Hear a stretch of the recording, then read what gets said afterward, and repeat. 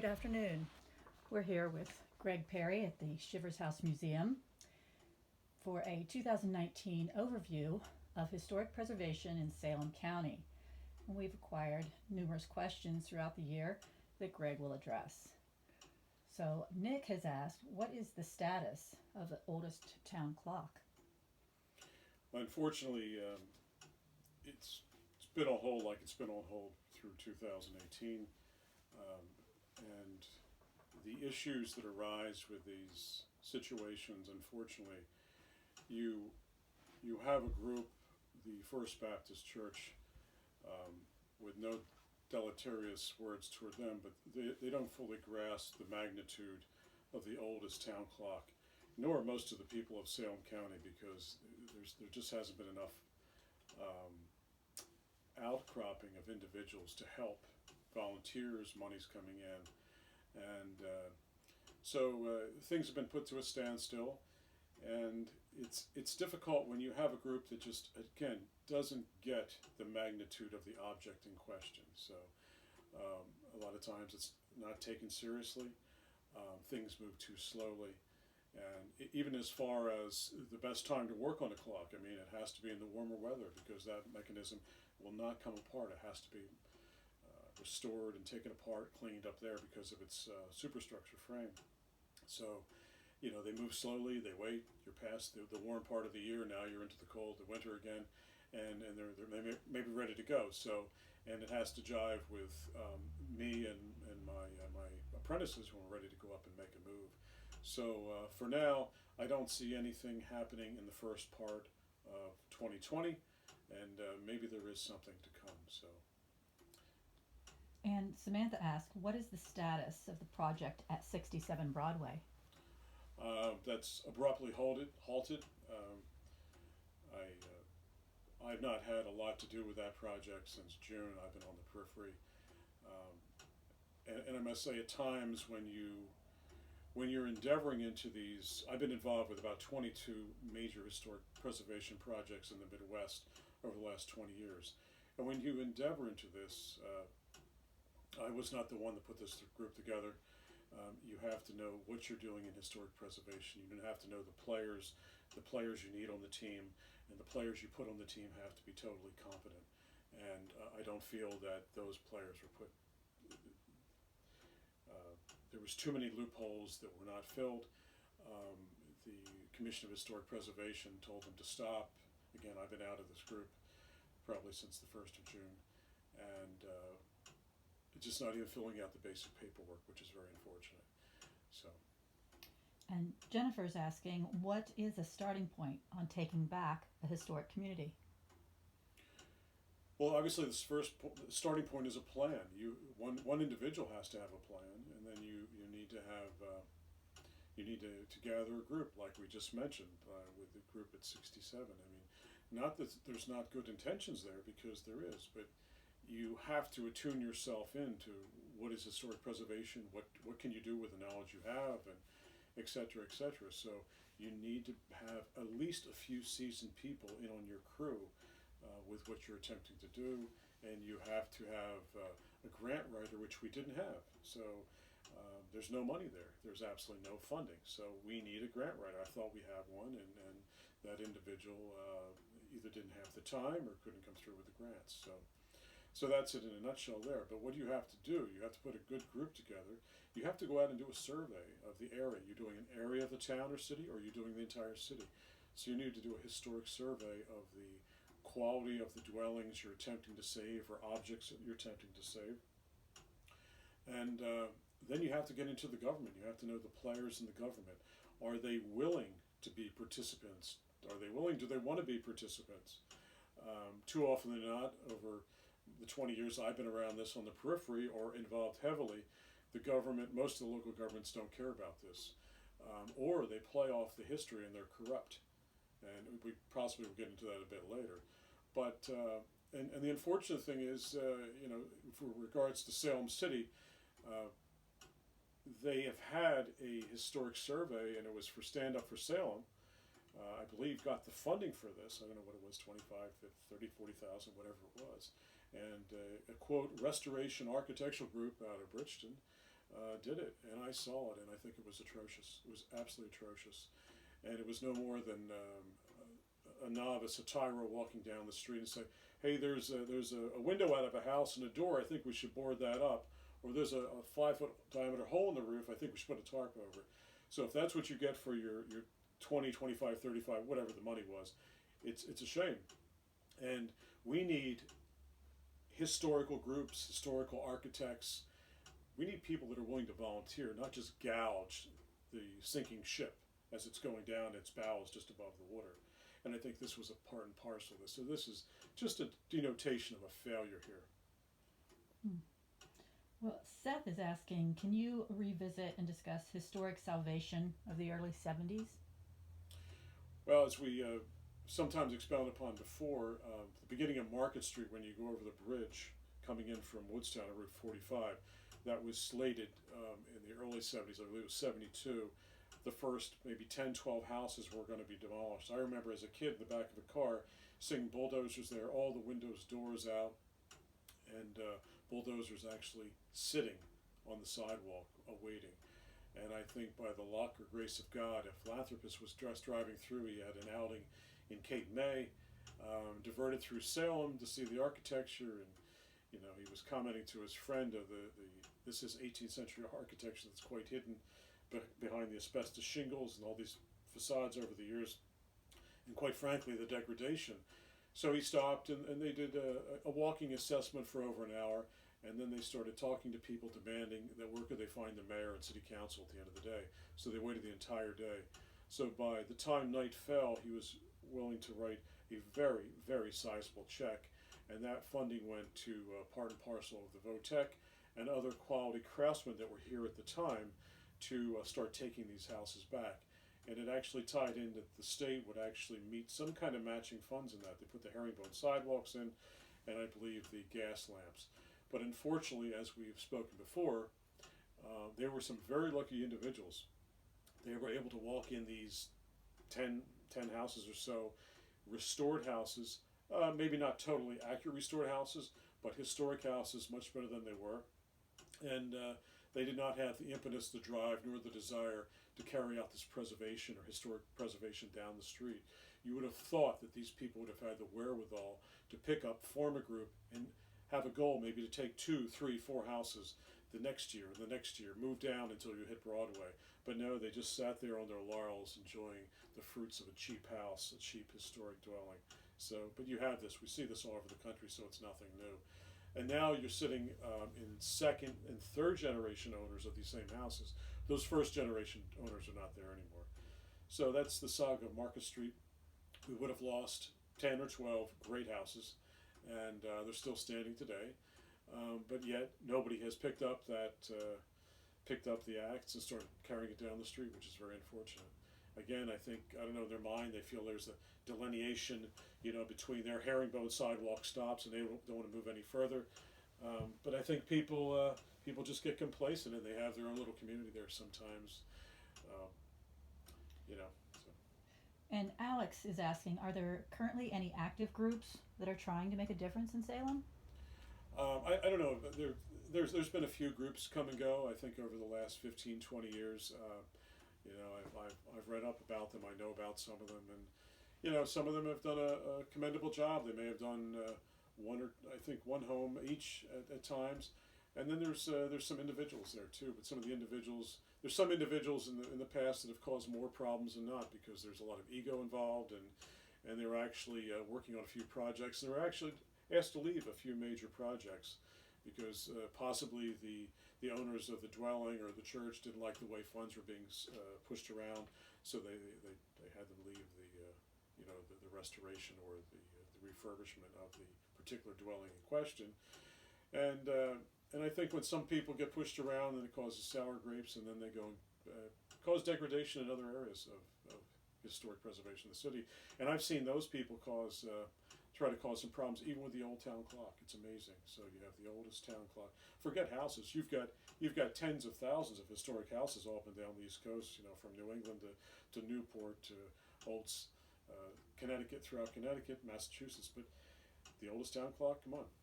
It's right in front of you. So why would you want to help try to sabotage that or what's going on? So. And Matthew is asking, are other historic communities in southern New Jersey experiencing similar problems, like Greenwich or Bridgeton? Yeah, they are, and it's due to I think the same kind of people. A lot of these people, I don't know what motivates some of these people to let things fall apart or not to try and stop degradation in its tracks. I mean, Bridgeton, you have an issue with this nail house museum sitting in the edge of the park. $150,000 is put into it to do the restoration on it, and they have no idea, at least what I'm hearing, what they even want to use the building for. So why are we wasting money in a nail house museum? We don't know what we're going to use it for when that money could be used elsewhere. That grant should have been sent somewhere else. So in a historic group, you have your plan thought out from A to Z from the beginning, all the way down to the furnishings or the end usage of that building. I'm sure with the Shepherd House sitting on the corner, right down from the nail house, they knew exactly what that was going to be in the end. Elizabeth is asking, in your opinion, should county historical societies play a role in the architectural treasures that surround them? Well, that's up to them, but that's in the mission statement, and we've crossed this before. If they don't start playing a role, some of these historical societies will not have any dwellings around them in 20 years or more, or less. I mean, whether we're in Salem or Cumberland County, I mean, places are falling down, and to have the wisdom and the wherewithal of members of these historical societies comment and be a part of and do a dovetailing and interweaving with the local government and any other historians, such as the people in the 67 Broadway Project, if they're to reach out and become one. But seemingly all these little groups tend to stay in their own, their own clique, so to speak, and they're not out there trying to help each other. And that's quite disheartening.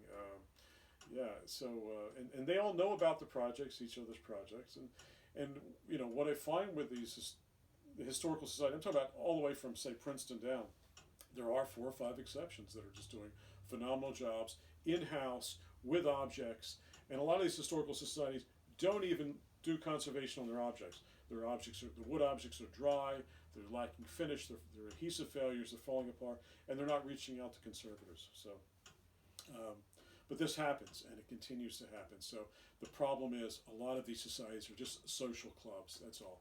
And who is the next person to run the social club for a year, 2 or 3 years? And it's more than that. And you like to see them incorporate people with historical backgrounds, not because you own, quote, the old house down the street, you want to be the president or the VP or of this society or that society. But I can tell you one that's doing great things is the Gloucester County Historical Society.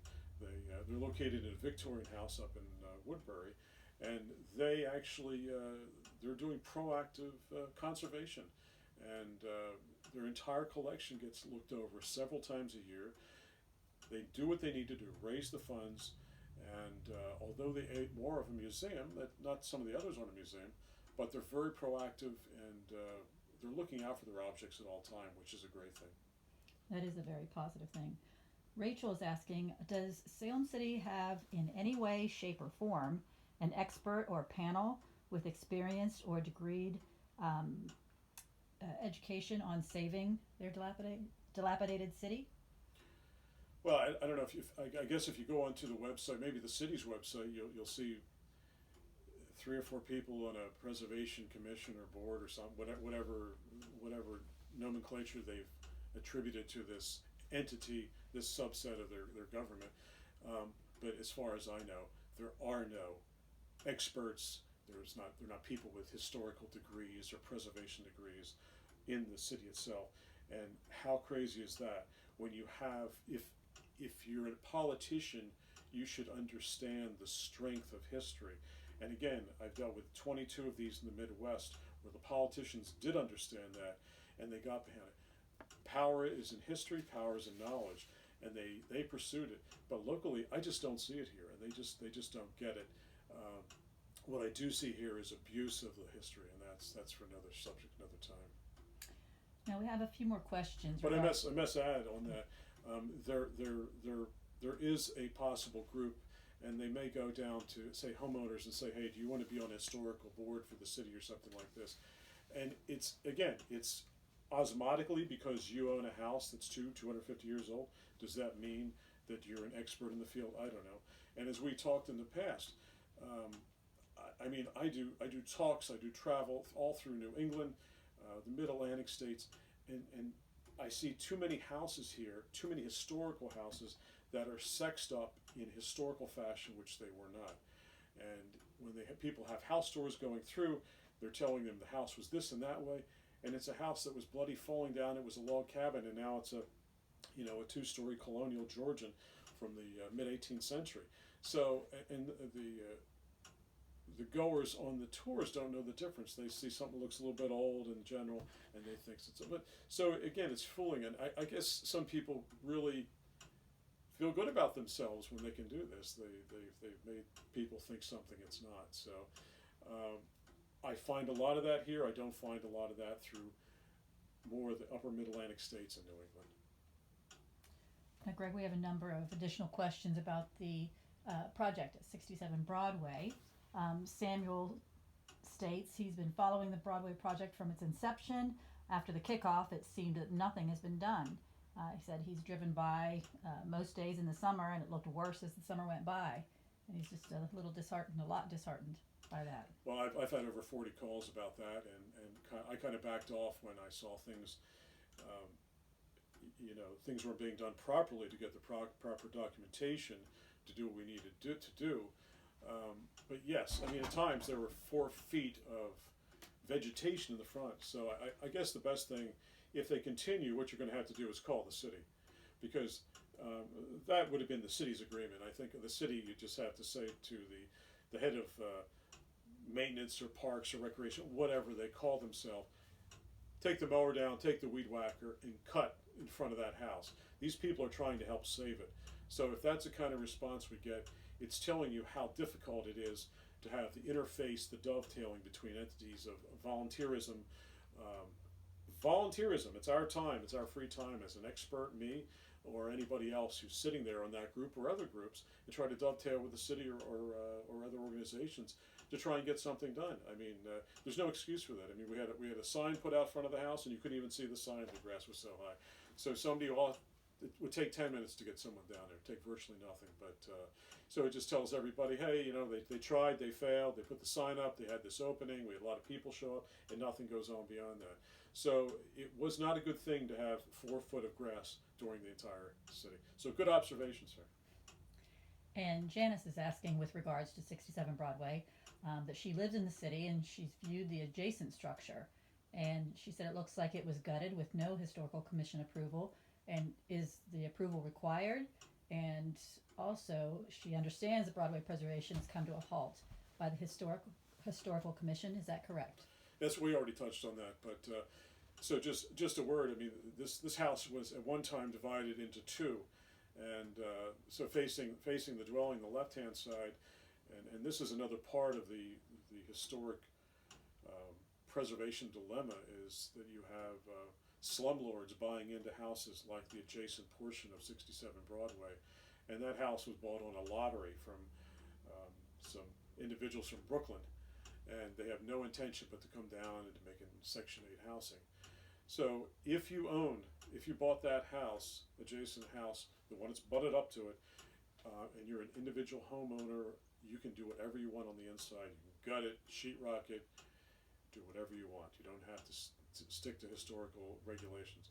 But 67 Broadway is owned by the city, and if it's owned by the city or municipality, you're held by higher standards, which I don't think should be, but you are held by higher standards that you have to get all the proper paperwork, which is a great thing, What I'm saying is that other part of the house should be held to that standard too, because I was there going by many times and watching them just totally destroy the inside of that house. So. John states, I see on Instagram a historic property outside of town that posts frequently. Are they involved in a historic preservation movement in the city? I don't know who. I know of one. It's a house it's a historic house on the outside of town. Yes, I don't think they're involved in a historic preservation in the city. You'd have to look into that deeper. That's not in my eyes right now. But They do a lot of posting, and they do a lot of repetitive posting of their historical house, anywhere from showing you the brickwork to the windows to the doors to the peeling paint, et cetera, the sunsets. So it's a good thing to make people aware of history of that house, yes. And I don't know who's doing it and what kind of power they have. If they have a little more clout and power, I would love to see them move out into the city and try and save the other structures that are really in danger of falling down, including, while still maintaining their own structure, of course. So we and the city would welcome all open arms when it comes to good intentions for historical preservation. And you may have touched on this, but Carol states that she understands there's a nearby Broadway house where the owner started a restoration and the contractor ran off with the retainer funds. Yeah, how about this? So you have all these pitfalls in historic preservation.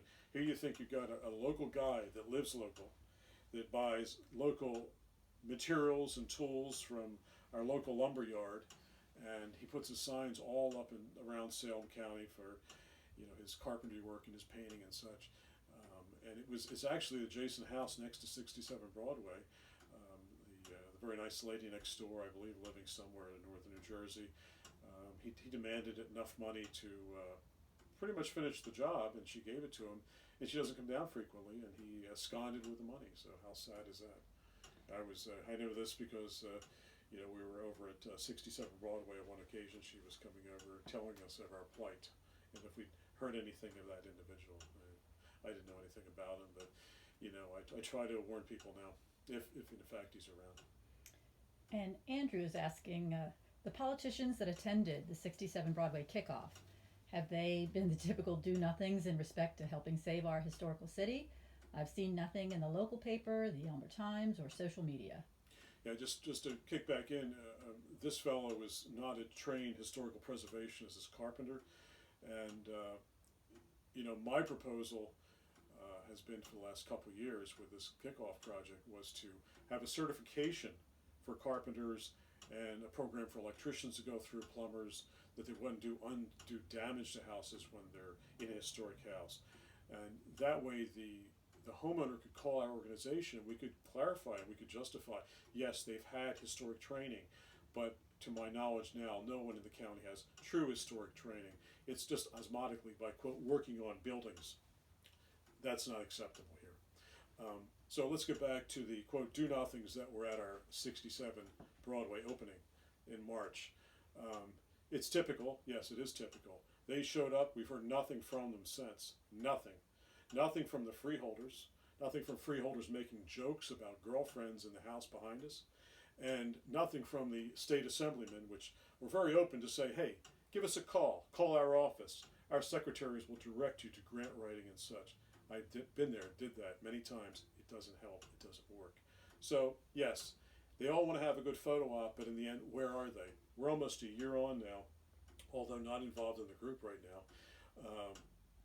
They've never been back. So, and I've talked to them all personally. So it's a very sad state of affairs. So it truly is. It truly is. And lastly, Amy is asking or stating she's lived in Salem City for over 30 years.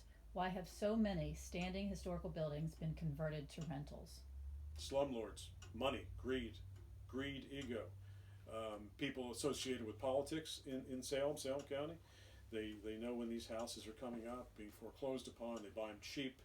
They go get illegal workers from the local Wawa or whatever the venue of the week is, bring them up, convert a single historic house, which morally should not be done, and they convert into 2, 3, 4, and they get on the HUD roll. They're probably already on the HUD roll. I mean, there's people around Salem that have 95 houses on HUD, 75 houses on HUD, and it shouldn't be. And these are people that live in the area, and they want to, I think they're probably so ignorant at times they don't understand it's causing the increased downfall of the town around them. But I guess they don't care where they live, just so their pockets are lined with unhealthy money, as I would say it.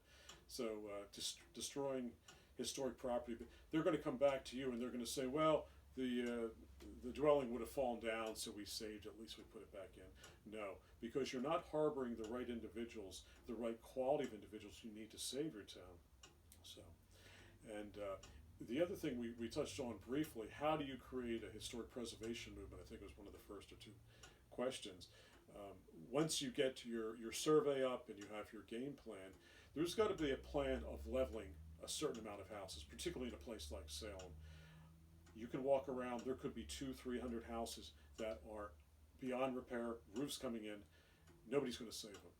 And if you can't alleviate these slums, these dilapidated dwellings, it's a cancer. Nobody wants to buy the beautiful house still standing next door with these kind of slums. So that's got to be one of the third or fourth motivations of the city, is to get a good claw and a couple good dumpsters and get moving on this project, or to work the politicians and get them activated to start tearing these dwellings down. So Greg, do you have any closing comments or suggestions on what people might do that want to help or get involved? I don't. I'm flabbergasted. This last year has been quite an eye-opener, and I need to go to places that I'm much more, and maybe some people say, well, go then. Well, that's fine. I'm asked all over the tri-state area to go in the forms of historical preservation, for consultation, for work-related items on historic preservation. It is saddening, but the cancer keeps growing, and people could stop it. The people in charge could stop it, but and we hate to have a negative 2019, but I guarantee you next year, 2020, we're going to have a very positive one from other areas of the tri-state area, and it won't be in Salem County. So thanks very much, and but we still push for historic preservation and education. Thank you so much.